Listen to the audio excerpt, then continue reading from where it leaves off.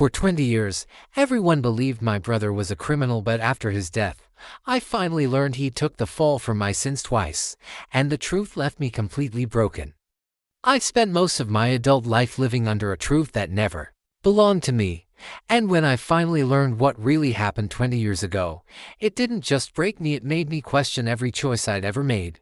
I was 17 when it happened. Back then, I thought I was untouchable. My parents were strict, my grades were average, and I had a temper that made me reckless. My older brother, Aaron, was the opposite. He was 20, steady, calm, the kind of person who could walk into a storm and somehow make the wind settle. Where I was impulsive, he was deliberate. Where I was foolish, he was careful.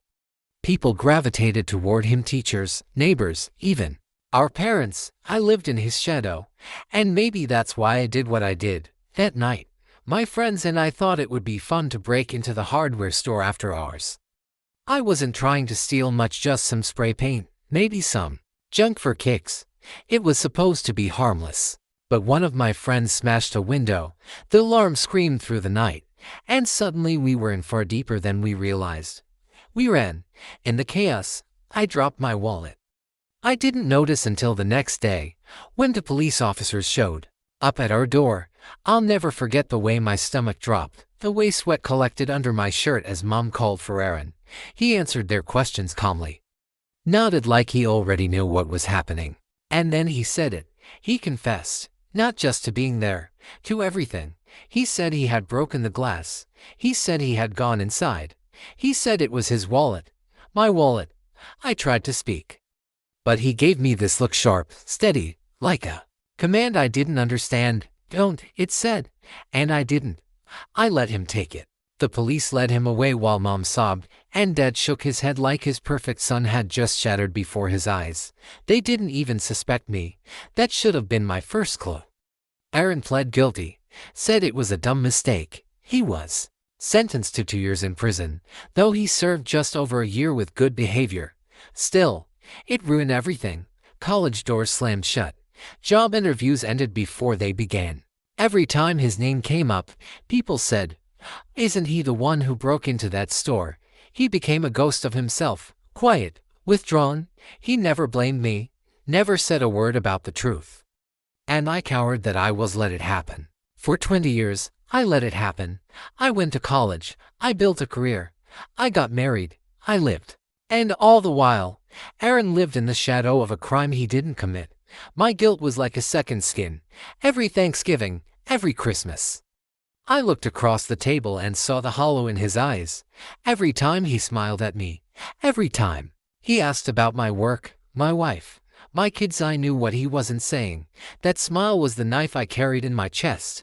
And then, last year, he told me the truth. We were sitting in his small apartment, bare walls, second-hand furniture, that kind of place that looked like life had been drained out of it. I asked him why he'd never hated me, why he'd taken the fall without ever flinching.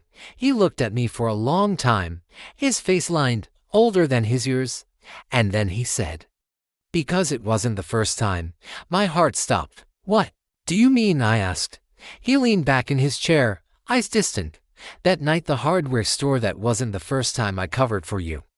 It wasn't the first time I told a lie so you could keep living." He told me about the summer before, a night I had buried so deep in my memory that I barely recognized it when he dragged it back into the light. A party, too much drinking, a fight outside with some older kid. I'd swung a bottle. I'd watched it break. I'd watched blood pool under the kid's ear as he collapsed on the gravel. I thought he was dead. I panicked. I ran. But Aaron didn't. He stayed. He told everyone he had been the one holding the bottle. He told the cops. The kid lived. But he had a scar across his face forever. And everyone believed Aaron. Nobody questioned it, not once. "I couldn't let you take the fall," he said. "You were 17. One mistake, and your whole life would have been gone." Mine was already half over.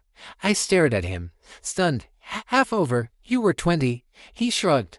"Old enough, strong enough, better me than you." My chest tightened. I couldn't breathe. All those years, I thought he'd sacrificed one mistake for me, but it wasn't one. It was two, maybe more. Every time I have been reckless, he had been there, stepping into my shadow, taking the weight I should have carried. But why? I whispered. Why would you keep doing that? He finally looked at me, eyes heavy with something I couldn't name. Because you were the one they loved. The silence that followed cracked me open. What? He smiled bitterly. You were always their favorite, their golden boy. Don't pretend you didn't know. Mom bragged about you to everyone. Dad had your picture on his desk at work. Me. I was the spare, the one they didn't care about losing. I wanted to deny it, but the truth hit like a punch. He was right. I remembered how Dad lit up at my soccer games, while Aaron's track meets barely earned a pat on the back. How Mom cried when I got a B, but barely blinked when Aaron failed a class. I remembered. I had always remembered.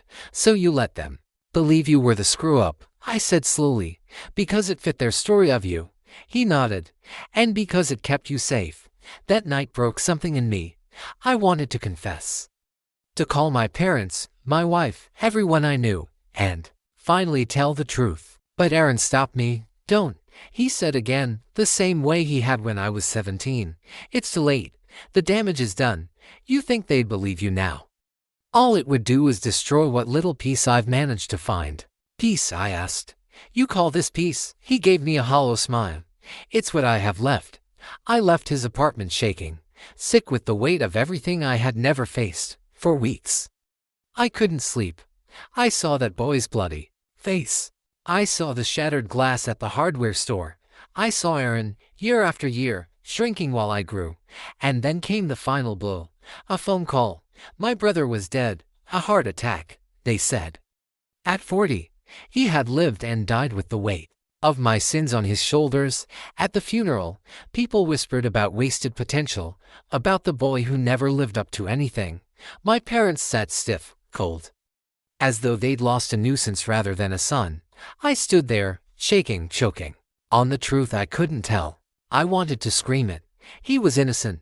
He saved me, twice, maybe more, but I stayed silent, just as he had, and now I live with it.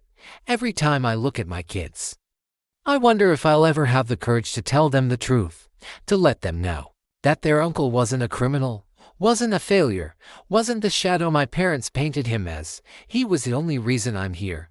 He was the one who gave me my life at the cost of his own. The truth is a heavy thing, and I carry it. Now, alone. Maybe one day I'll tell it. Maybe one day I'll set his story free. But not today. Today, I write this. Because it's all I can do, to whisper into the void what I never said when it mattered. My brother was the hero. And I was the mistake he spent his life protecting. You enjoyed the video? Don't forget to hit that like button and subscribe for more content like this.